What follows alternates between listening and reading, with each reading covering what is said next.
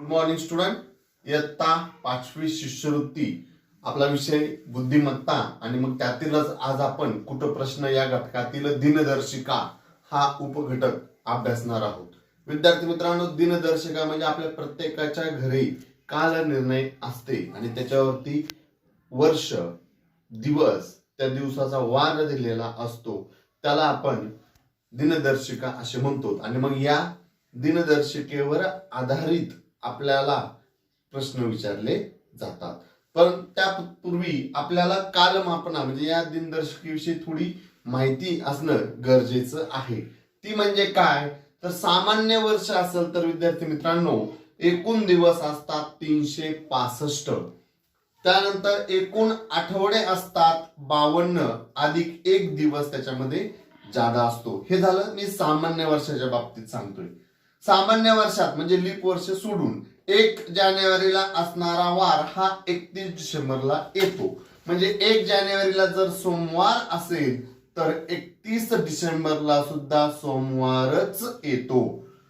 आणि 53 वेळा आणि बाकीचे वार 52 वेळा येतात. पुढील वर्षात त्याच तारखेचा वार हा 1 दिवसाने पुढे जातो. म्हणजे समजा 31 डिसेंबरला मंगळवार असेल तर पुढील वर्षाच्या 1 जानेवारीची सुरुवात ही बुधवारने होत असते. म्हणजे 1 दिवसाने पुढे जातो. आता हे पाहिलं आपण सामान्य वर्ष. सामान्य वर्षात 365 दिवस 52 प्लस 1 म्हणजे एवढे. आणि लीप वर्ष एकूण दिवस असतात 366.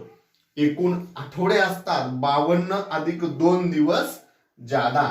मग लीप वर्ष म्हणजे काय, तर इसवी सणाला 4 ने निशेष भाग जातो. तसेच पूर्ण शतक असणाऱ्या इसवी सणाला 400 ने निशेष भाग जर गेला तर त्याला लीप वर्ष असे म्हणतात. म्हणजे ज्या वर्षाला लीप 4 ने निशेष पूर्ण भाग जातो त्याला आपण लीप वर्ष असे म्हणतो. मग या लीप वर्षात 1 जानेवारी व 2 जानेवारीचे वार 53 वेळा येतात.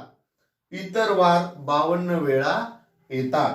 पुढील वर्षी 2 दिवसांनी लीप वर्षात 52 आठवडे व 2 दिवस जादा असल्याने त्याच तारखेचा वार पुढील वर्षी 2 दिवसाने पुढे सरकतो. तर हे झाली सामान्य आणि लीप वर्षाबाबतची माहिती. अजूनही थोडी आपण माहिती पाहणार आहोत आणि नंतर यावर आधारित आपण उदाहरणे अभ्यासणार आहोत. एक महत्वाची माहिती अभ्यासूया दिनदर्शिकेबाबत. प्रत्येक वर्षातील लोकमान्य टिळक पुण्यतिथी म्हणजे 1 ऑगस्ट, शिक्षक दिन 5 सप्टेंबर, बालदिन 14 नोव्हेंबर आणि स्वातंत्र्य दिन 15 ऑगस्ट या दिवशी सारखाच वार असतो. म्हणजे लोकमान्य टिळक पुण्यतिथी, शिक्षक दिन, बालदिन आणि स्वातंत्र्य दिन या दिवशी सारखाच वार असतो. तसेच याशिवाय प्रत्येक वर्षातील महाराष्ट्र दिन म्हणजे 1 मे, महात्मा गांधी जयंती 2 ऑक्टोबर, नाताळ 25 डिसेंबर या दिवशी सुद्धा सारखाच वार असतो. अजूनही विद्यार्थी तुम्हाला मी काही थोडी माहिती सांगतो की प्रत्येक महिन्यातील 1, 2 आणि 3 तारखेला जे वार असतात तेच वार अनुक्रमे 29, 30 आणि 31 तारखेला असतात. तर या माहितीच्या आधारे आता आपण काही उदाहरणे अभ्यासणार आहोत. मित्रांनो चला तर प्रश्न अभ्यासूया. काय आहे पहा प्रश्न. 1 जून 2007 ला प्रियाचा 7वा वाढदिवस बुधवारी होता. तर प्रियाचा 10वा वाढदिवस कोणत्या वारी असेल. पहा विद्यार्थी मित्रांनो, आपल्याला काय केलंय, प्रियाचा वाढदिवस त्यांनी 10वा वाढदिवस कोणत्या वारी येईल हे विचारलेलं आहे. आणि मग इथे 7वा वाढदिवस दिलेला आहे तो बुधवारी आहे. म्हणजे पहा, तिची जन्मतारीख आहे 1 जून. तिची जन्मतारीख काय आहे 1 जून. पहा मग 1 जून 2007 ला तिचा काय झाला 7वा वाढदिवस झाला. पुढे 2008 म्हणजे तारीख तीच राहील म्हणून इथे मी लिहिलेली नाही. 1 जून 2008 ला कितवा झाला 8वा झाला. आता इथे पहा 2007 ला बुधवार होता आणि 2007 नंतर 2008 काय येतं लीप इयर येतं. म्हणजे तिथे तो जो वार आहे तो 2 दिवसांनी पुढे गेलेला आहे. मग बुधवार नंतर गुरुवार आणि शुक्रवार म्हणजे 8वा वाढदिवस झाला होता 2008 ला, त्यावेळेस शुक्रवार आला. 2009 ला 9वा वार आला. शुक्रवार नंतर येणारा वार शनिवार. 2010 ला तिचा 10वा वाढदिवस झाला आणि मग शनिवार नंतर क्रमाने येणारा पुढचा वार आहे रविवार, म्हणजे तिचा 10वा वाढदिवस रविवारी साजरा झाला.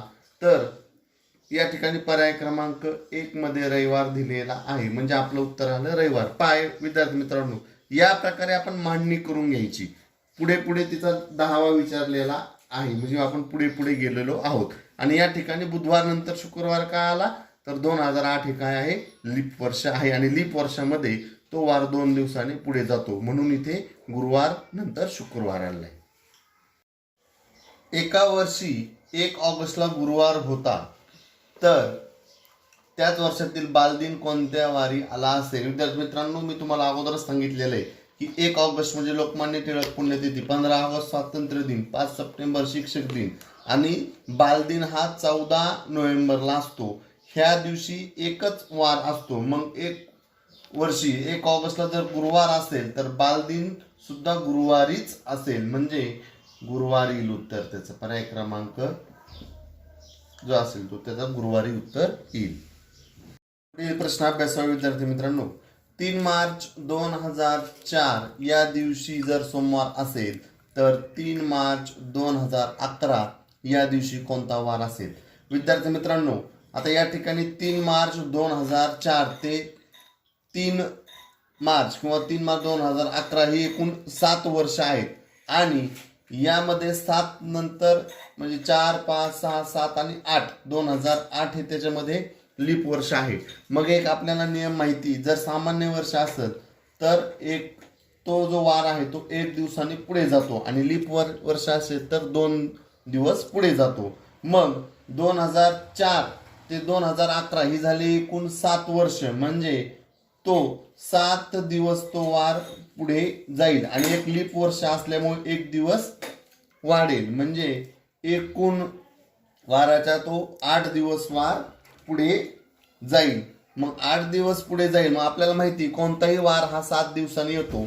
जर सोमवार होता तर पुढील 7 दिवसांनी सोमवारच येईल, आणि 1 दिवस आणखीन त्याच्यात मिळवला म्हणजे तो 8वा दिवस झाला. मग सोमवार नंतर येणारा दिवस झाला मंगळवार.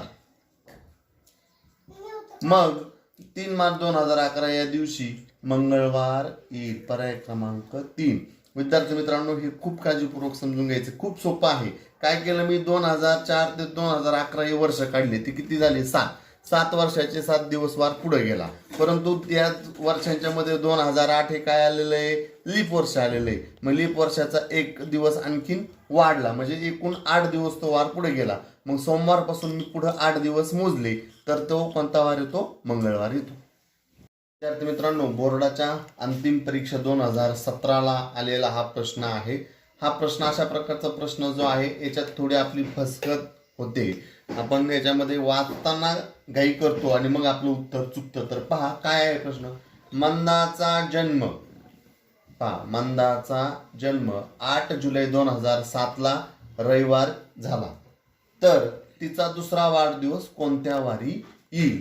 आता पहा विद्यार्थी मित्रांनो, इथे आपण काय करतो, तिचा जन्म 2007ला झाला की लगेच 2008ला आपण दुसरा वाढदिवस तिचा करून टाकतो. परंतु नाही, इथे पहा मी त्यासाठी लिहिलंय मंदाचा जन्म 8 जुलै 2007ला रविवारी झाला, म्हणजे तिथे वाढदिवस झाला का तिचा? नाही, तिचा शून्य वाढदिवस झाला. कारण का, तर तिचा जन्म 2007ला झालाय. पण पहिला वाढदिवस मग 8 जुलै 2008ला तिचा झाला. पहिला वाढदिवस कधी होईल? 2007 ते 8 1 वर्षाची ती झाली, म्हणजे 2008ला झाला. पण 2008 हे लीप वर्ष आहे. जन्म झाला 2007ला, त्या दिवशी होता रविवार. मग इथं लीप वर्ष असल्यामुळे रविवार नंतर सोमवार आणि मंगळवार. मग या ठिकाणी दुसरा वाढदिवस जो आहे तो 8 जुलै 2008 मंगळवारी झाला, पहिला वाढदिवस. आणि मग तिचा आता दुसरा वाढदिवस विचारलेला आहे. मग दुसरा वाढदिवस 8 जुलै 2009ला, मंगळवार नंतर येणार वार बुधवारी, म्हणजे तिचा वाढदिवस बुधवारी झाला. मग आपल्या पर्याय क्रमांक 4 मध्ये आहे बुधवार. मग तिचा वाढदिवस बुधवार झाला. विद्यार्थी मित्रांनो, याच्यात एक गोष्ट लक्षात घ्यायची की दुसरा तिसरा कोणताही विचारला तर ज्या वर्षी जन्म झालाय त्या वर्षी वाढदिवस नसतो, त्याच्या पुढील वर्षापासून वाढदिवस सुरू होत असतो. पुढील एक प्रश्न पाहू विद्यार्थी मित्रांनो. 10 मार्चला रविवार असेल तर 15 ऑगस्टला कोणता वार येईल? आता या ठिकाणी 5-10 मार्चला रविवार आहे, 15 ऑगस्टला येणारा वार आपल्याला विचारलेला आहे. त्यासाठी विद्यार्थी मित्रांनो आपल्याला महिने आणि त्या महिन्यामध्ये येणाऱ्या दिवसांची संख्या माहिती पाहिजे. मग काय मार्च मध्ये 10 मार्च पर्यंतचा वार दिलेला आहे, म्हणजे 10 पासून पुढे 31 मार्च पर्यंतचे झाले 21 दिवस. एप्रिल 30 दिवसाचा, मे 31 दिवसाचा, जून 30 दिवसाचा, जुलै 31 दिवसाचा आणि किती ऑगस्ट पर्यंत विचारलंय 15 ऑगस्ट पर्यंत. मग ह्या सर्वांची बेरीज केली तर ती झाली 158. मग काय करायचं विद्यार्थी मित्रांनो, जी बेरीज येईल दिलेल्या महिन्यांच्या दिवसाची त्याला आपल्याला आठवड्यामध्ये असणारे 7 दिवस असतात म्हणून त्याला 7 ने भागायचं.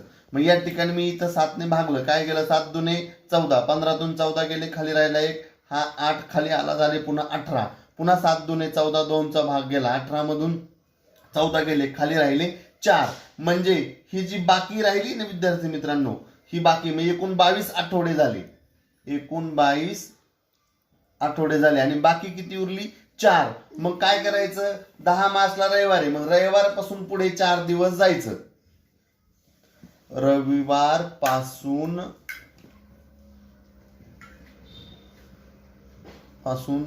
पुढे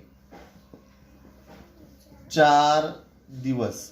मग रविवार पासून जर पुढे आपण 4 दिवस गेलो तर सोमवार, मंगळवार, बुधवार आणि गुरुवार आपल्या पर्यायामध्ये पाहिजे. गुरुवार आहे का? आहे.